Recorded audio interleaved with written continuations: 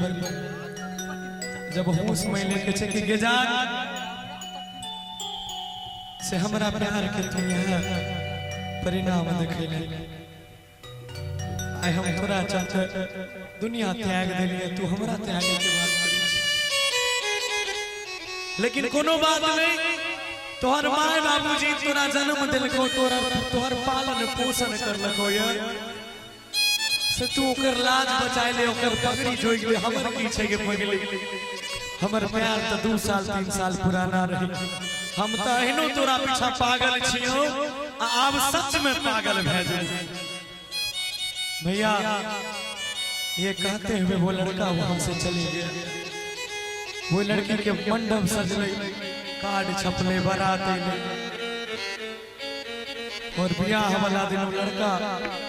नहीं रहल गले करके अपना जान के एक बार मुंह देखे कि दुल्हन के भेष में केहन लागे छै वो लड़की का वीडियो कॉल करे छे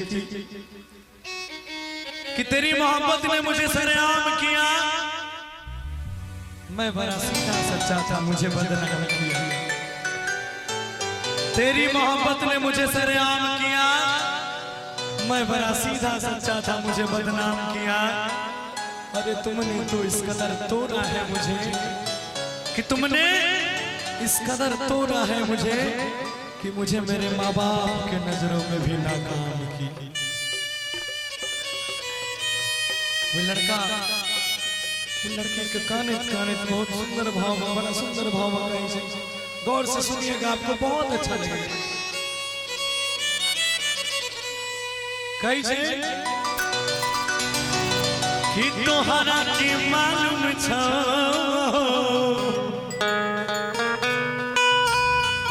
फाटै छै करे जागे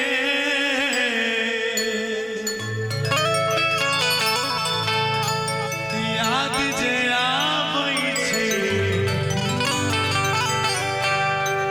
नहीं कम करे भेजा दोसर दुल्हा खोज लगले लागै छौ भइल गेलौ कि पाए के छोड़ दिल पे लगले तुम सबटा लूट